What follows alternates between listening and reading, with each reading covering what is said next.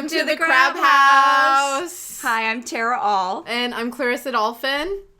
We're here to keep on talking more about Cancer.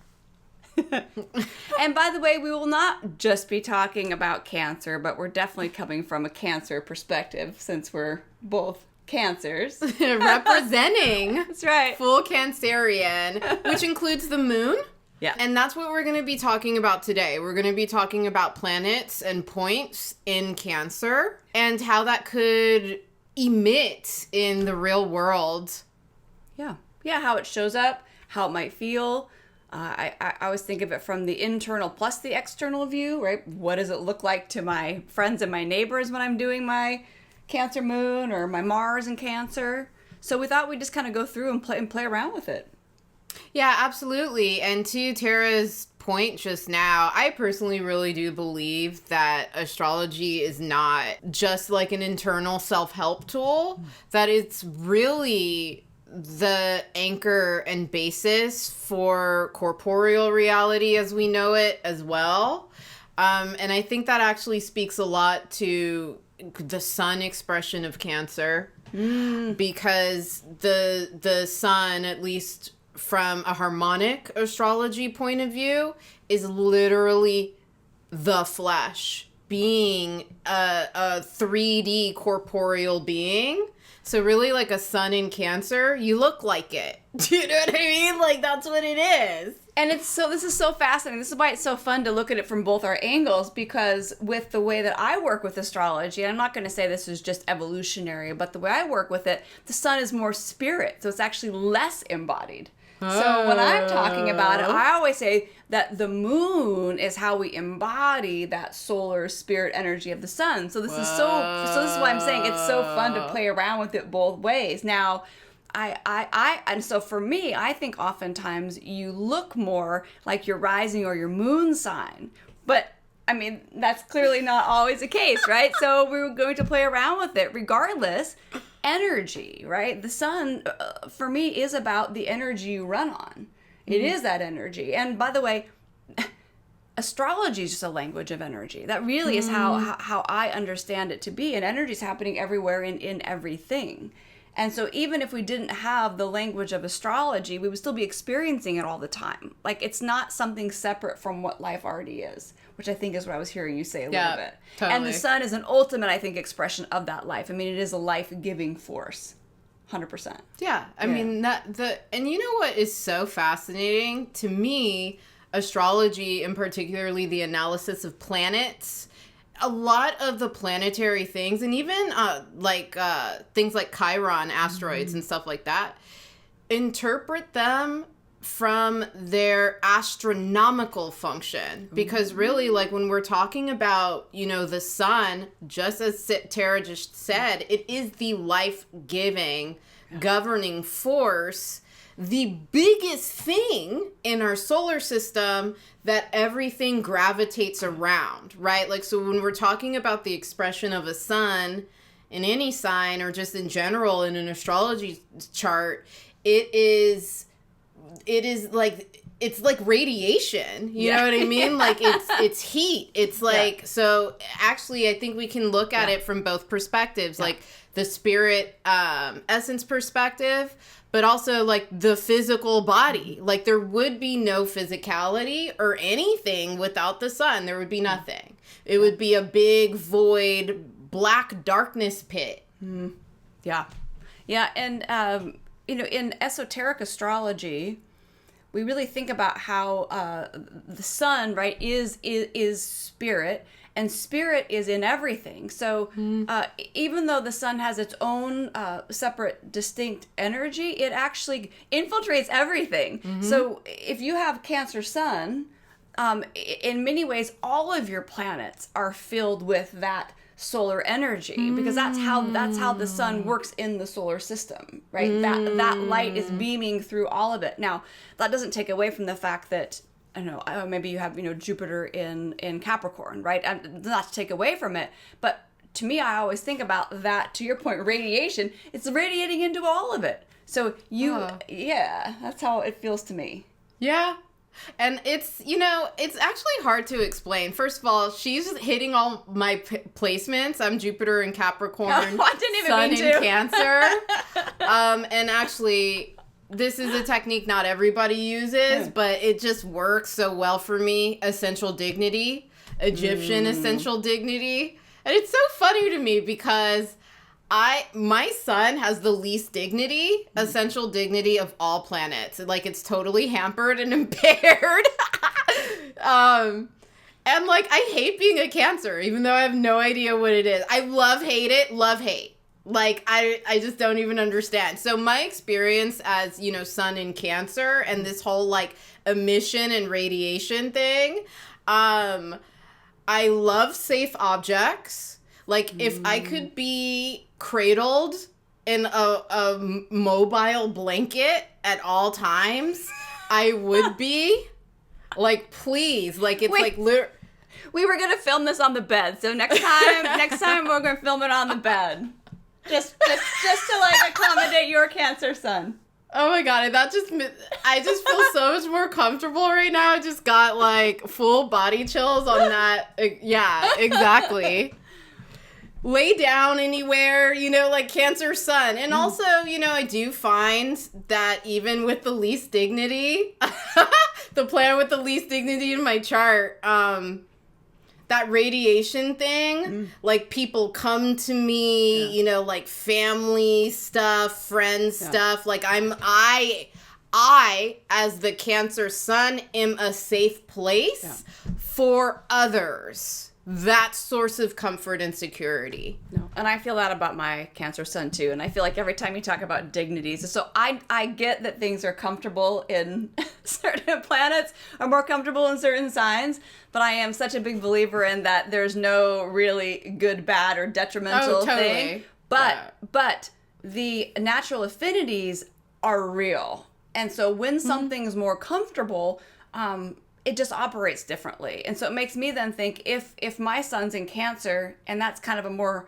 let's just say, awkward or less comfortable placement, what does that really speak to in me? And one of the things in my life with my sun in Cancer is coming to a sense of feeling at home in myself, which hasn't come easy to me, right? That's not, I still am kind of constantly evolving in that way. So any of you who have sun in Cancer, you might, if you haven't paid attention lately, see how the people around you or life around you, whether it seems to be more comfortable with you, whether you create that space for them or for whatever it is. Like, it can be pets, it can be plants, it doesn't have to be people.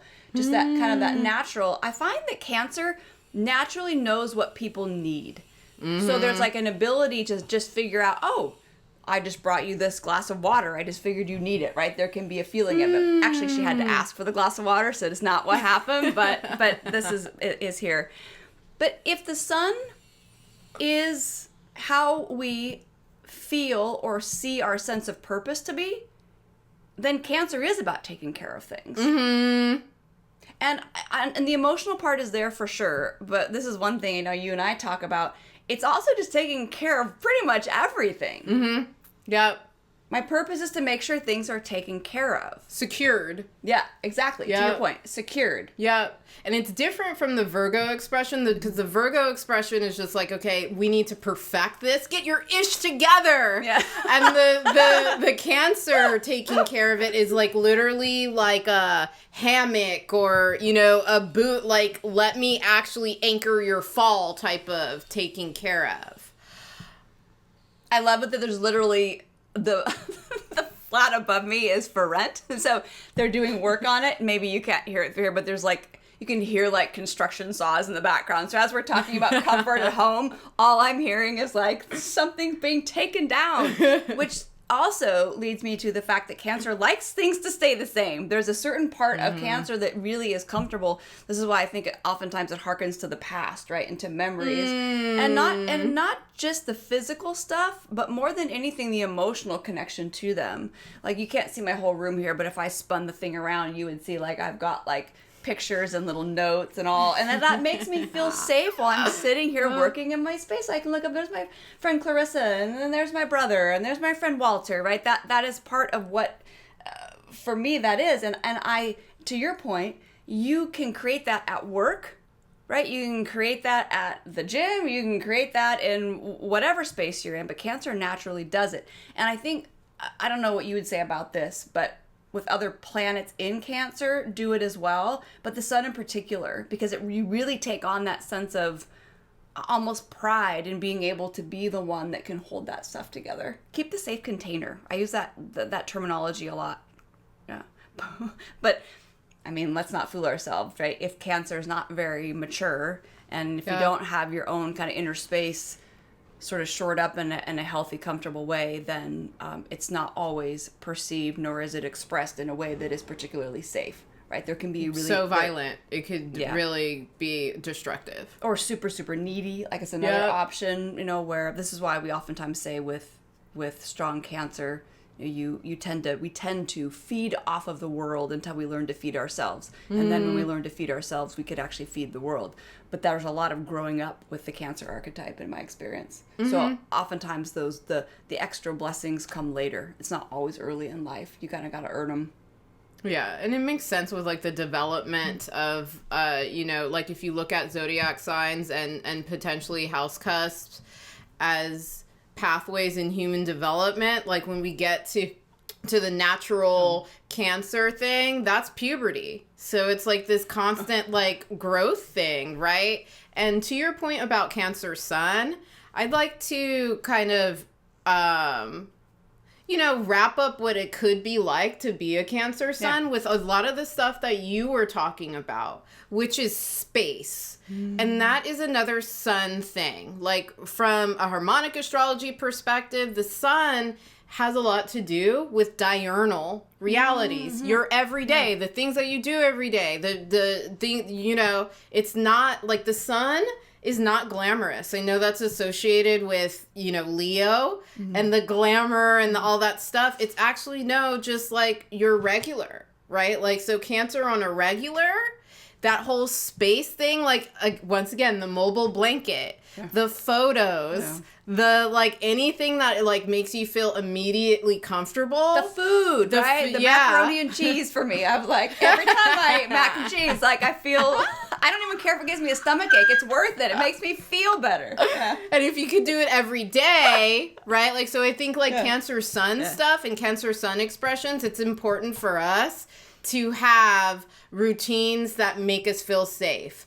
Even if we're traveling or we're wherever in novel things, it's like, part of that this is interesting. And obviously, as Tara mentioned in our very first episode, like, we're 5 million things. Our charts are just, like, in all these different realities, right? But one thing that makes me feel consistently safe as a Cancer sun is perfume. Boom. You just smell it, you know what I mean? Like, there's something that, Oh my God, sometimes when I travel, I'll just put if I can't, like, maybe I can't bring my whole bottle, but I want just a little something. Even maybe it's a blend of essential oil, something. And there's something about that just putting it on, having it, smelling it. Sometimes I'll just take a little time. Kind of my own little space. It does. It creates that little inner sanctuary. Yep. Absolutely. Yeah. So anything you can carry around, Cancer sun, that, like, and if you can't, just go pet some velvet somewhere. or find someone's actual pet and see if they'll let you pet it. Like, that's another good choice, right? Like, I love to pet your dogs. That's such a Cancer thing, right? And they come out there, they're velvety soft. That's the point, right? Yeah, exactly. Feels good. And it calms your nervous system, because strong planets, strong placements in Cancer, you're gonna have an overactive nervous system. Yeah. I mean, Virgo's got that going on too, so if you've got both, then you really... I was just pointing at me because I'm Moon in Virgo, which is pretty much Virgo. Which I think is a great segue to the moon, right? Like, because, like, Moon in Cancer, what do you think? I mean, there are similarities with Moon and Sun in Cancer, and I think there's can be overlap, but there's more of and I know you'll speak to this, because the Moon is not just inner, right? But there is something to be said about the Moon sign and Moon in Cancer feeling that that's me in here. So let's say that you had a Sun in something very different, like Aquarius. You can see how how I feel myself to be sometimes is quite different from how here I am showing up and here's how I'm being. So the sun, I think, sometimes does have, or the moon has more of that interior connection, but make no mistake, the moon's job is to reflect the light of the sun so it's visible. So it's not just an internal process. I think moon in Cancer sometimes is the most, we talked about before, Cancer being the fiercest, perhaps the fiercest sign in the zodiac, which I will still stand by, probably to my death. But moon in Cancer, that is the ultimate protector. That is the, that is the ultimate rip your face off if you mess with anybody in my quote unquote family. I heard someone say once, like, that moon in Cancer is like Mama Bear, and you know what happens when you mess around with someone with Mama Bear's cubs. Right? We know what that looks like. So that's the kind of feel that I get. Extra nurturing, I think. Yeah. I would agree with that. It's first of all, I also agree about the luminaries. Actually, 10 years into my practice, I am finding it less and less distinguishable between sun expressions and moon expressions in chart analysis. And if you think about it, it's really, makes so much sense, right? Just with new moon and full moon, and eclipses, like, there is no new or full moon without both luminaries, right? Like, they work in tandem, and, like, the moon is our little bit of our sun, of the sun for Earth, right? Like, it's reflective of the sun's light, but it does have its dark side, the dark side of the moon that we can't see, which makes it, I love the moon, like, so much. But, like, to your point, I have the same big three, the same ascendant, sun, and rising signs as my father. We're both Gemini rising, but our moons and our suns are switched, right? I'm a Virgo moon, Cancer sun. He's a Virgo sun, Cancer moon. His expression of Cancer is way more dynamic than mine. Ooh. So he is like Mr. Family Man. He has like 1 million kids. I have 6. 1 million? That's a lot. He's like, I'm the 6th youngest child, but like really like, he's like all about family and he always has been, period. He's like, Clarissa, get along with your family. If there's like ever like sibling spats and stuff like that, but like he's also the sweetest man in the world. Like you can feel his sweetness, which like upsets me because I hate being called sweet because I'm a Cancer, but that's true. There is that expression of sweetness in Cancer that I think it's kind of like, I think Cancerians and Scorpions are actually similar in undying love expressions. And what that actually means is the Cancer expression of that undying love is more nurturance, right? Like the Scorpion undying love is like straight up obsession. And I support both. But anyway, like to your point, and just in general, I personally believe that Cancer moons are the most expressive and more potent force of Cancer in a chart, like, period. And I'm going to say, this is back to my feeling, I think that's because moon brings it down more into the body. That's where I go with that. I also think sometimes that the sun is a little bit more kind of public. And so, this is like sun and Cancer. Well, this is who I am out here in the world. But there's a real personal, extra personal connection to moon. And the moon is so interlaced with what makes us feel secure.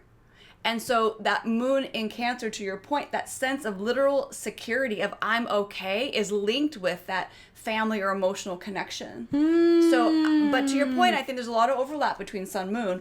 I love that you brought up the sweetness because I feel like that's it makes me want to skip like right over a couple things to Venus, because to me Venus in Cancer is the ultimate, like, not only is there a sweetness and expression, and we'll go back and do the correct order, but also like an affinity for sweet things, even like chocolate and candy, right? Sweet. There's a, and maybe Cancer in general, like it likes its comfort, Yep.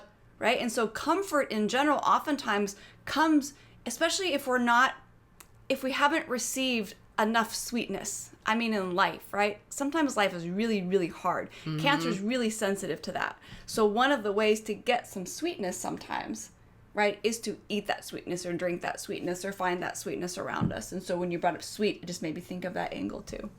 Yeah. But we should definitely talk about the Ascendant before I like skip us on forward. As you had a nice little explanation of how the Ascendant works with the moon and sun. Well, the Ascendant is basically a mirror to the luminaries, particularly the sun. Like, basically, the Ascendant amplifies the light of the sun, right? Like, so it's like put a mirror before the sun, and it's just like we're all going blind. So... You know, and that's how it lives. Like, the Ascendant is what you look like, right? It's similar. That's why with the top three, it was such a genius way that the Theosophists came up with for chart analysis, because they're all interchangeable in a lot of ways. I believe that a Cancer Ascendant expression is very much, it's more like, let's think about it this way. It's more like your talking voice. Yes. Right? Like, it's more like, roar! Like, if we're talking about the amplified sun, you know, I am a Gemini Ascendant. I'm totally Gemini Ascendant. Can you tell? And I look like it, too. Like, I have weird limbs and, you know, like... Weird limbs? Yeah.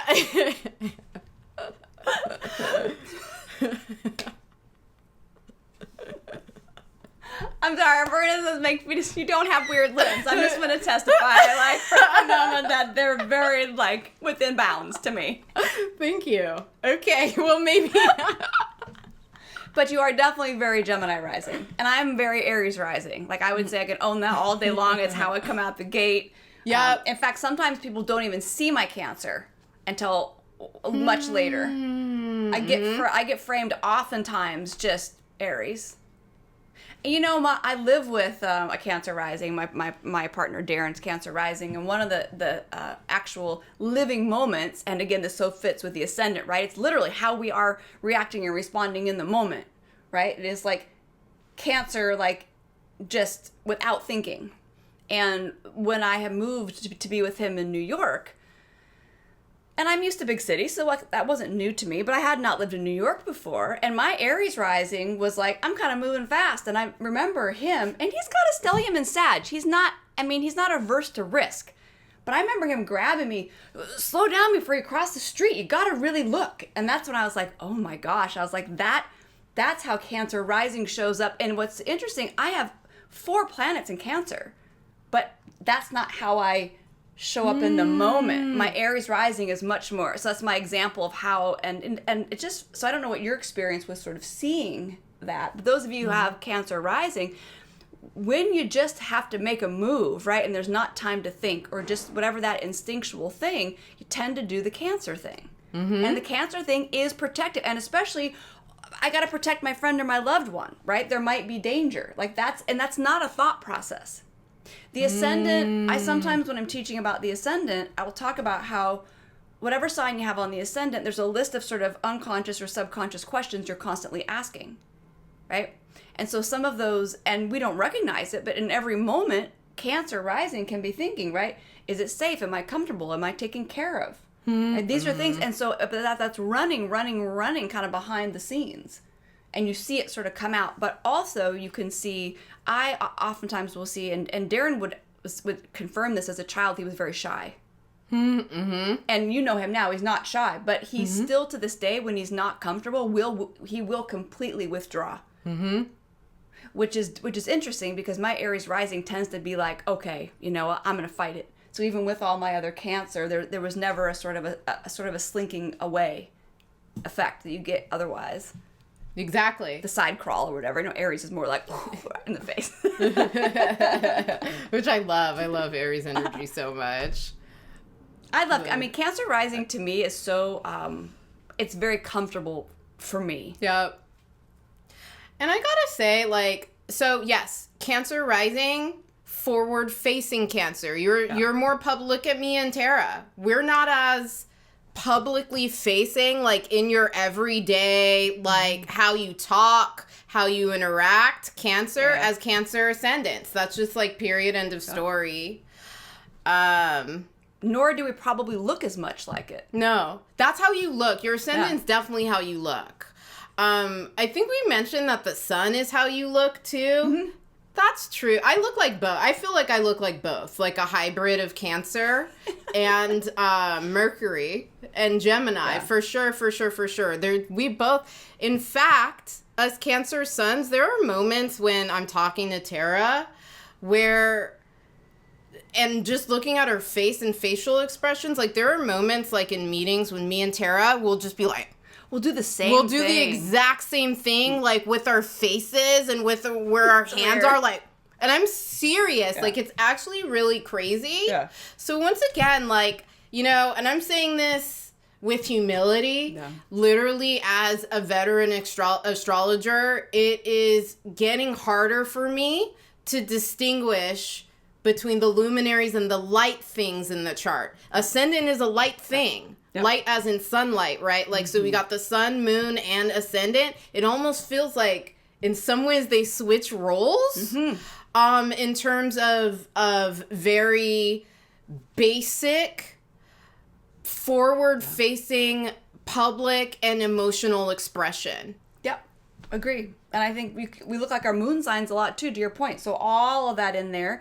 And this is a topic for a different day, but I actually work with the big four, not the big three. Because to me, the lunar phase you're born under, that's the relationship between the sun and the moon. And for me these days, I almost don't look at a chart without considering what that is, because that's how those two work together. And so I get a lot of juice out of that.